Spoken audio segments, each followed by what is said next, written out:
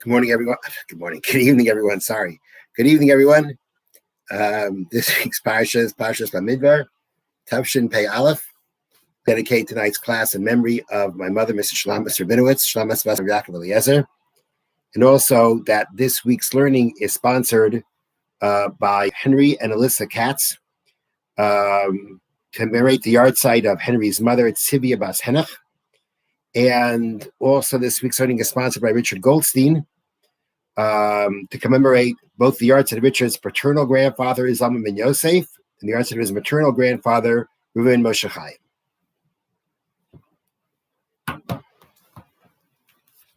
So we're going to focus on something in the Parsha that really comes towards the end of the Parsha. And this is a discussion about what happens when the Mishkan, the tabernacle, which was the base of Mikdash, the temple that traveled with them in the desert, because it traveled from place to place, it had to be disassembled and reassembled when they arrived in their new place where they camped. And there was a process of how things were taken down and how things were put away, so to speak, before they would be carried. So we're going to read a few verses from Perek Dalet, chapter 4, starting from verse 5. And I'll read them in English because I want to read through a number of verses here. So verse 5 reads, Aaron and his sons shall come when the camp journeys, and they shall take down the paroches, the partition screen, and cover the ark of testimony with it. Now, we need a little background here. The Mishkan, the tabernacle, had two parts to it, as did the Beis HaMikdash, the Holy Temple. You had the Kodesh HaKadoshim, the section called the Holy of Holies, where the ark rested. Then you had the rest of the building called the Kodesh, the Holy, or the Heichel, or the sanctuary. That there you had the menorah, the candelabra, the shulchan, the table, the mizbeach, hazav, the golden altar. That's how things were set up in that structure. Partitioning between the Holy of Holies and the Holy was a curtain called the paroches. So when it's time, what's happening now here is it's time to start disassembling everything so that they can start traveling with the Mishkan. So the first thing that happens is that Aaron and his sons come, they take down that curtain and they cover the ark with it. Then the next step is they shall place upon it a tachash hide covering and spread a cloth entirely of turquoise wool over it and set its staves. Now what that means is like this. After they covered it with the curtain, they covered it also with an animal skin. And that animal was called the tachash. And there's many different commentaries as to what this tachash animal was. According to some, it was an animal that only existed as long as the Jewish people were in the desert. I saw one translation of a tachash as a dolphin. Whatever it is, we're just going to call it tachash. So what's happening here is that over the curtain that's covering the ark, they place this tachash skin, and then on top of it, they put on it what they call a turquoise wool, a cloth, a woolen cloth that was dyed with the color that's called tchelis. They're translating tchelis as turquoise. Tchelis was a type of blue dye that was extracted from a specific sea creature. And there's a question if at some point of time we lost track of that creature. Many say that we have found it again. It becomes very relevant because the Torah tells us that in our tzitzis, the fringes, one of them is supposed to be dyed blue, this special blue. So those who feel that this sea creature from which to extract the blue dye has been found again, they will dye one of the tzitzis blue. And you'll see many people with a talis like that. Other people don't follow that. Now, that's what's happening. You've got the ark covered with the curtain. On top of the curtain, you have the tachash skin. On top of that, you have a woolen garment that was dyed tchelis. Blue, refer to it as blue. Okay, that's the first thing. Next, upon the table of the showbread, they shall spread a cloth of turquoise wool and place it upon it, the dishes, the spoons, the supports, and the covering tubes, and the constant bread shall remain on it. They shall spread over them a cloth of scarlet wool and cover with a cover of tachash hide and set its staves. So now you got the table that was there inside the Mishkan. It had special breads on it.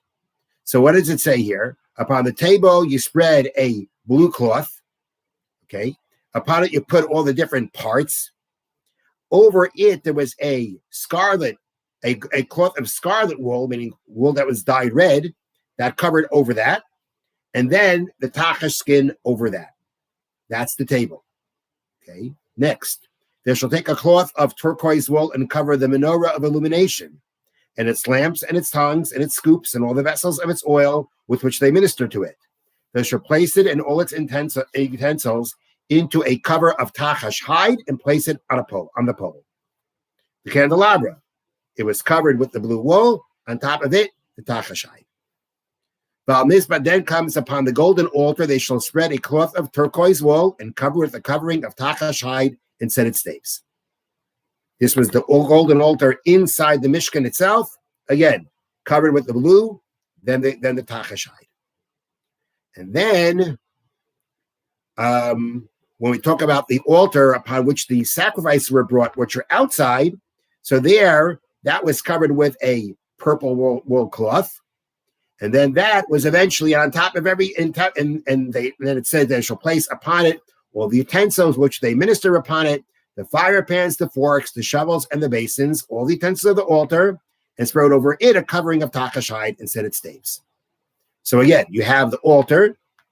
They spread a purple garment over it. On top of it, they put all the utensils, and on top of that was the tachash hide. So what we have here is that besides for the ark, all the other vessels of the Mishkan have the blue. Some of them had more than just the blue.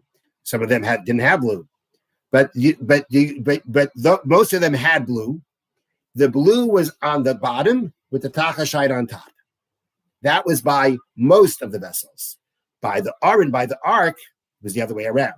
You had the tachash hide on top. And the tachash hide on the bottom, and the blue woolen garment on top. And the question is why? Why was there this difference? Why, when it came to the ark, the blue cloth was on the bottom while the tachash was on top? But the rest of the vessels, the blue was on the bottom and the tachash was on top. Hope I said that. I didn't get mixed up. Again, the ark has the tachash on the bottom and the blue on top. The other vessels have the blue on the bottom and the tachash on top. Why is it different? So I'm going to share with you two explanations. One explanation comes from the commentary of the Bamidbar, and he explains like this.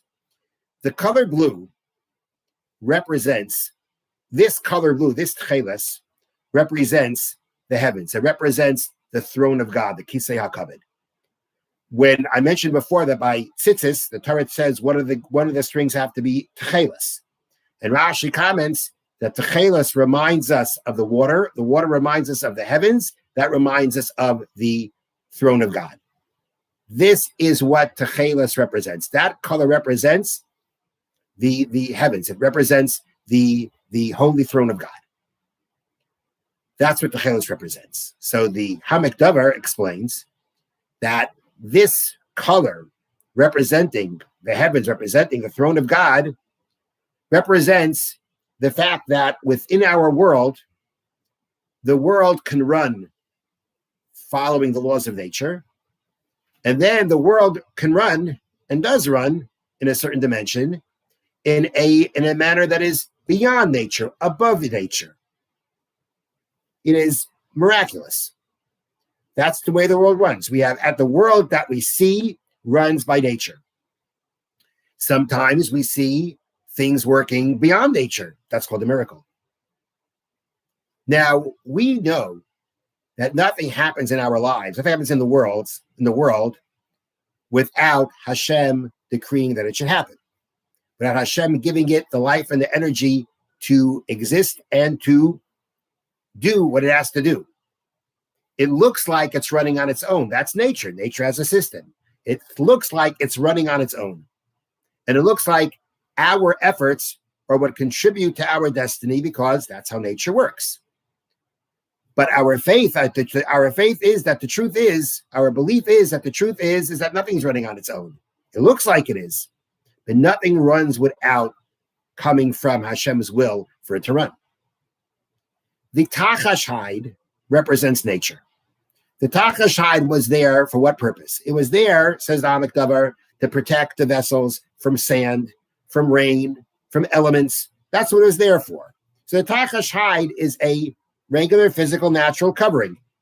It represents the parameter. It represents nature. It represents the laws of nature. It represents how the world runs, or appears to run, following nature. So, as I said before, when we look at the world, it seems to be running by nature. But the truth is that essentially, in its essence, nothing's running on its own, and nothing exists on its own. The only reason anything is existing and functioning is because Hashem is willing it for it to be that way. So the garment, the blue garment it reminds us of the heavenly throne. It reminds us of how the world runs beyond nature. The Tachash skin represents nature.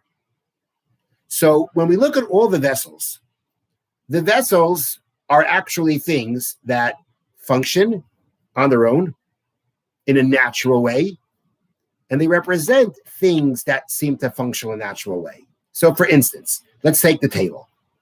The table is a table that, you set it up, it functions as a table. Actually, the bread on it was miraculous, had functioned in a miraculous way. It stayed fresh a whole week. But the table itself was a table, natural table. You put things on it, you take things off of it. Every one of the vessels of the Mishkan represents it's a symbol for something in our life. So the table represents Malchus, royalty. It was a golden table. That's what kings use. It represents the quality of royal, or the concept of monarchy that we have. Monarchy is something that, again, it seems to run naturally. There's a king, he does his job, he leads us, he governs us, and he functions regularly, functions within nature. Now we know nothing is functioning without nature. Everything is only functioning because Hashem is willing for it to happen. The king can only function and succeed and administer to what he has to do if Hashem gives him the divine assistance. Hashem blesses him with the ability to do what he has to do. His success only comes if Hashem blesses him with success. So we know that everything is really running supernatural. Everything is supernatural. Everything's a miracle because everything is running from Hashem. And he decides how things should be. But what it appears to us that there's such a thing as the laws of nature, where things are kind of running on their own. And running on their own or running on the laws of nature, which means we put in our efforts and we get and the results come from our efforts. So the table has a blue cloth on the bottom and it has a tachash skin on top. The tachash skin, as we said, represents nature. The blue skin represents Hashem's providence. So we know the blue is there, but it's covered over by nature. What we perceive is nature. We don't perceive the supernatural providence that's taking place. We don't see it. We know it's there. We believe it's there, but we don't see it. So therefore, the Tachash hide that represents nature is above, because that's what we perceive. And below that, underneath that, meaning what the nature covers from us is the fact that everything is heavenly. Everything is running by heaven. Everything is essentially supernatural. Let's take a look now at the menorah, the candelabra. It functions naturally. You fill it with oil, you put in wicks, you light it, and it functions. The menorah represents in-depth Torah study. These are concepts that we find in many different sources. Now again, in-depth Torah study works with putting in the effort and the rigor and the thought and the patience to think things through and to use your intellectual capabilities to delve deeper and deeper. Now again, to succeed in all that, for it all to work, to have the ability to do it, only comes because Hashem showers us with the ability and the energy to do it. Our success and what we accomplish and what we're able to perceive and understand and retain, it's all a gift from Hashem. But we don't see it that way because we see things functioning in a natural way. So again, the blue is on the bottom covering the menorah, the Tachashkin is on top. We see nature, but below it we know there's the heavenly providence that really runs everything. And the same thing follows with the other vessels. The same concept follows with the other vessels. But when it comes to the ark, says the Hamikdavar, that was different. The ark functioned clearly to people in a miraculous way. Our sages teach us that when the ark was traveling in the desert, as they traveled from place to place, and the Kohanim were carrying it, the truth of the matter is that Ha'aron no say es noisav. The ark carries those who carry it. The Kohanim look like they're carrying it, but they're really being carried by the ark. The Jewish people knew, perhaps even saw that was happening. The ark, they understood the functioning of the ark functions supernaturally. It does, because what's happening right now is not that, they're actually carrying it, but Hashem gives them the energy. Hashem decrees they should be able to carry it. They're not carrying it. They're not. It looks like they're carrying it, but they're not. And this is what everybody knew. Now, again, it's not floating through the sky. It's not floating through the air. There are people carrying it or appearing to carry it. So there is a certain involvement of nature, even in the ark, but primarily, everybody knew the ark, supernatural. It's not working with the laws of nature. It's working beyond nature. It's happening in our world, but it's happening not by the laws of nature. It's clearly heavenly directed. Therefore, when it comes to the ark, the tachash skin is below and the blue cloth is on top, to represent the idea that when it comes to the ark, what do we see? What do we perceive? We perceive the supernatural functioning of the ark. That's what we see. That's what we know. We see that's the primary way the ark functions. We know that's how the ark functions. And the tachash represents nature. That's below, because it's secondary. It's there. They're carrying it. It's not floating through the sky. It looks like they're carrying it, but we know that the real functioning, that it was clear that the functioning of the ark was supernatural, and therefore, by the ark, different than the other vessels, there the blue was on top. It's an interesting distinction. Now the question is, what are we to take out of the distinction? Okay, now we have a difference. Here, everything else has a vachash cover because we perceive it within the parameters of nature. The ark was clear to everybody, didn't work within the parameters of nature. Okay, is there something for us to take out of that? So Rav Nissen Kaplan of Yerushalayim explains in the following way. He suggested that what we should take out of this is the following, is that the ark we know represents the Torah. The ark held the tablets that 10 Commandments were on. It represents the Torah. The Talmud actually says the ark represents a Torah scholar. The same way the Torah scholar, the Torah is contained within the Torah scholar, the Torah is contained within the ark. So the ark represents Torah. And the message by the ark and the message of Torah is that Torah's existence, Torah's functioning, Torah's ability to continue to exist within the Jewish people, that's never forgotten, that no matter what we go through and what we're dealing with, Torah always, even when it seems that Torah is, in the light of Torah is dimming, it reemerges. That is miraculous. That's clear.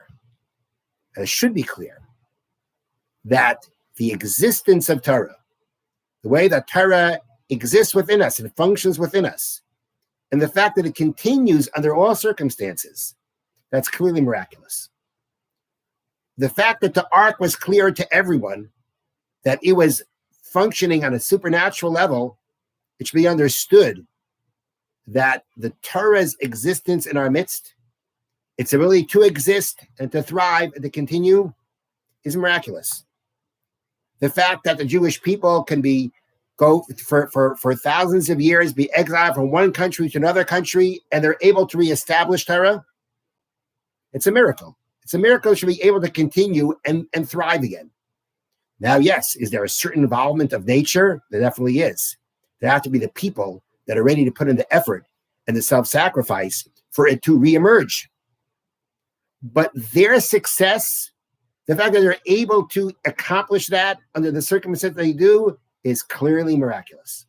It's clearly miraculous. And talk about other situations of where you have institutions that are that struggle so much to be able to financially survive, and they do it. Thank God. These are all examples of how Torah continues to exist in our midst and continues to thrive and reemerge even from the ashes is a miracle. It's a clear miracle. That is what we can say. That's the lesson that we could take out from the ark. The fact that the ark was covered with the blue, representing the idea that it's clear to everyone that it functions in a supernatural way, we have to understand that that's Torah also. Torah functions. Torah exists. Torah continues in a supernatural way. And it's something that we should open, that if we open our eyes and contemplate and open our eyes and look at it, we can see it. And when we know that that's how Torah functions, that is how we have the strength to continue studying Torah and observing Torah and living by Torah under all circumstances. And to perpetuate Torah, because Torah exists and is maintained within our midst under all circumstances, because its existence and continuity is supernatural. It's miraculous. That's one approach. Another approach to explain the difference is given by the Malbim. And the Malbim explains like this. He also starts off with the idea that the blue represents the Kisei HaKavod, the heavenly throne. And he says that when we're dealing with the blue cover on the vessels, it represents the Kedusha, the sanctity of the vessel. It represents the idea that this vessel is heavenly. It's holy. It's not something that is just mundane and regular and physical. It's above that. It's heavenly. It's godly. And that makes it holy.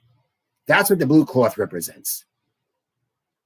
The tachash, which is a covering, represents something that can, so to speak, contain the sanctity and separate it from its surroundings. So, for instance, just an example. One may not bring a sitter into a bathroom. Sitter is a holy object, doesn't belong in a bathroom. But if you have no choice, what do? Can't just leave it out somewhere. So you cover it. You put it in a bag, you put it in your pocket. And now by putting it into a container, it now becomes considered in its own, it's in its own area, it's in its own domain, and it's separated from everything else. So basically what happens is that there's a way of containing this object of Kedusha, there's a way of, so to speak, containing the Kedusha by covering it up. Sometimes we find also the same idea. You put a wall up. It separates between the holy object and something else.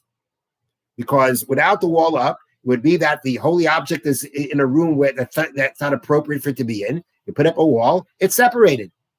So basically, you can kind of contain the Kedusha behind the wall. You separate the Kedusha from this area by covering it, by putting up a wall.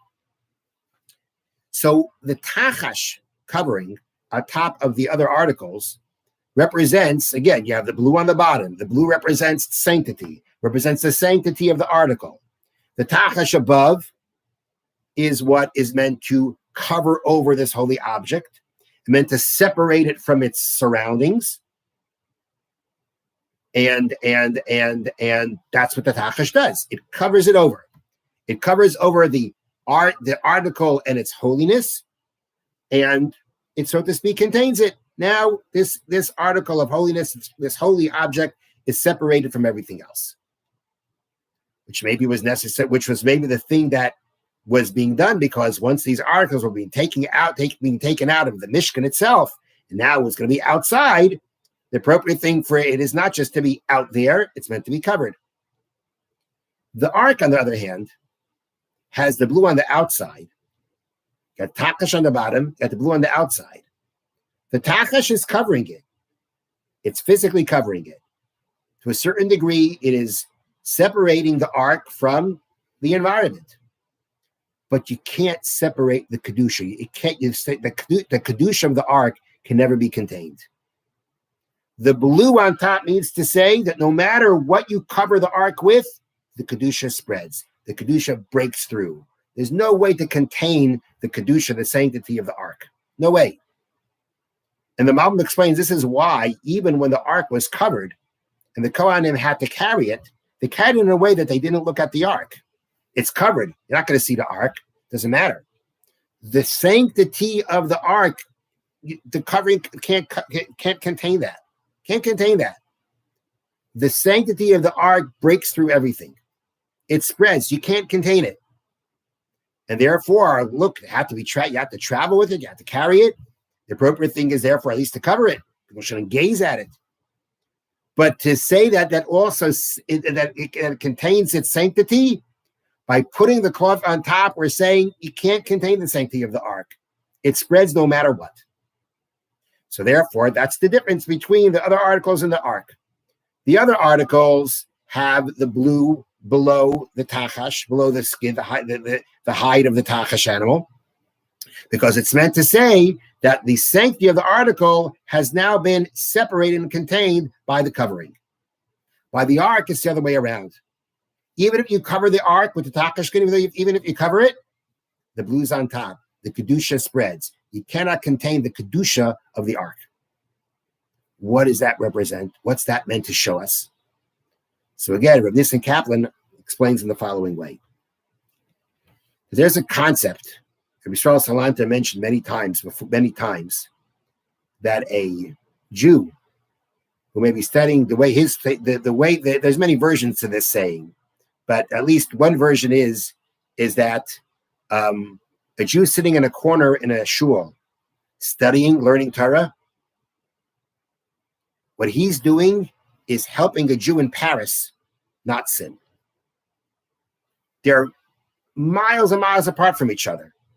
They're not coming into any kind of contact. It's not like the Jew in Vilna, who may be more observant, more learned, is teaching the Jew in Paris, which wasn't the most religious place. And the Jews there were typically more secular. So they weren't getting into contact with each other. It's not like one was learning Torah with the other, one was directly influencing the other. But the concept is that the Torah study, the sanctity of Torah spreads throughout the world. When you study Torah, you're sending waves of sanctity throughout the world.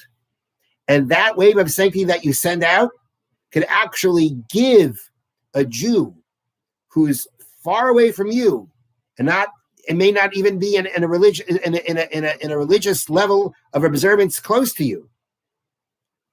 But that sanctity that comes from your Torah study is going to touch him, and it's going to give him strength to be able to muster the strength not to sin. That is the power of Torah.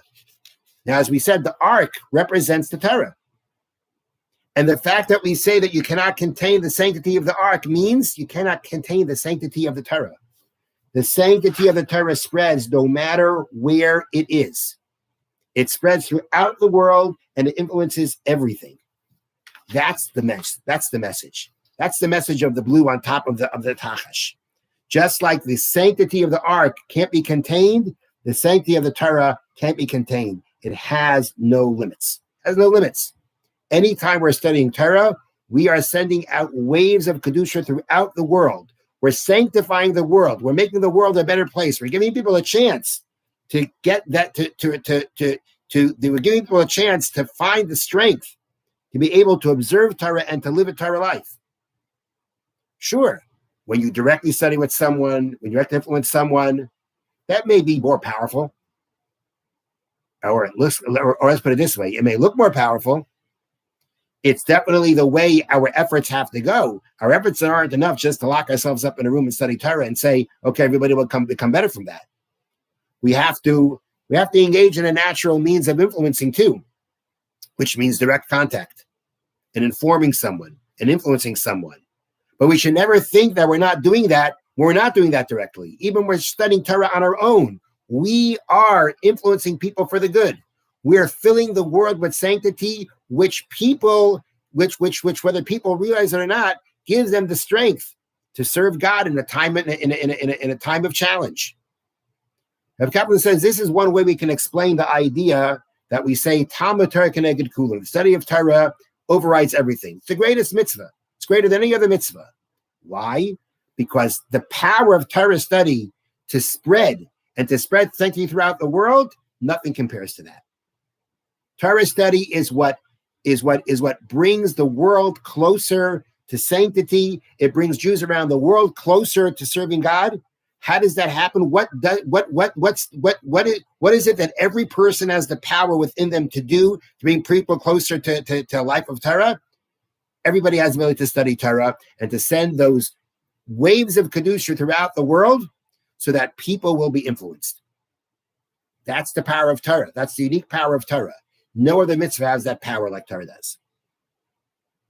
Rav Kaplan gives a beautiful explanation now to something else based on this idea. And that is that there is a famous verse that is part of the chapter of Tehillim that we call David Hashem Ori, that we say Rosh Chodesh Elul until after Simchas Torah. There's a famous verse. Acha sho'alti me'es Hashem oisa avakesh. Acha sho'alti me'es Hashem. There's one thing that I asked from God. Oisa avakesh. For it I seek it. Shifti be'es Hashem kol yemei chayai. That I sit in the house of God all the days of my life. One thing I ask for, that is what I seek. That I should sit in the house of God all the days of my life. Sitting in the house of God means I should be able to study Torah as much as possible. I should be able to devote as much time as I can to the study of Torah.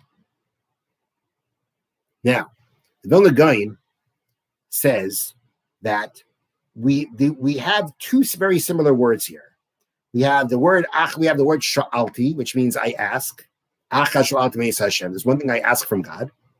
Oisa avakesh, I seek it, which also means I ask for it. So we have two words that seemingly mean the same thing. Sha'al and bikesh, to ask. What's the difference between them? So the Vilna Gaon says, we use the word sha'al for asking when we're asking for ourselves. Levakesh, when we use that word for asking, that means we're asking for someone else. Now, if you take that idea and you plug it into this verse, we're going to have a problem. Acha sho'al me'es Hashem. There's one thing I ask from God. Sho'al, that means I ask for myself. Oisa avakesh, I seek it. I ask for it. Using the word bikesh means for someone else. So I ask for myself, and I ask for someone else. We're asking the same thing for someone else. Shift be'es Hashem kol yemei chayai, that I sit in the house of God all the days of my life. I ask for myself, and I ask for others that I sit in the house of God all the days of my life. That is clearly something I ask for myself. How is it asking for others? I'm asking for myself. It doesn't say I should and everybody else should sit in the base madrash, should be able to have the chance to learn as much as possible. It says I should sit in the house of God. How is that a request for someone else? The answer is it can be called a request for someone else based on this topic, based on this concept. Because if my Torah study influences other people, just by studying Torah, I send out ways of Kedusha that influence other people for the good, then it is a request for others. That's what David Melech is saying. I ask for myself and for others that I have the chance to sit in the house of God all the days of my life. Because with that, I can influence the world in a way that is unique, and there's nothing else that has that power of influence, that power of spreading sanctity throughout the world, like Torah study does. That is the message of the ark, having the tachash below and the blue above, different than everything else. The ark sanctity cannot be contained. That's represented by the blue on the top. The Kedusha is above the covering of the Tachash. She can't contain the sanctity of the ark. And since the ark represents the Torah, It's the same idea. You cannot contain the sanctity of Torah. The sanctity of Torah spreads throughout the world, and it has the ability to influence everyone. And that is unique to Torah study. No other mitzvah can do that. The Torah study can do that. And that's something we should remember, especially this holiday of Shavuos is coming, where we receive the Torah again. We rededicate ourselves to living and studying Torah, to understand the power of Torah, to understand, according to the first explanation, that the continuity and existence of Torah within the Jewish people throughout our history, its existence is miraculous. It's a supernatural, it exists in a supernatural way. It continues in a supernatural way. And therefore, we never give up on it. And we also need to remember how you cannot contain the sanctity of Torah. Sanctity of Torah, you can be sitting in a corner somewhere studying by yourself, but it won't only be for yourself. It'll be for everyone, because that Torah that you study sends out waves of Kedusha that touch every single person. Have a wonderful evening.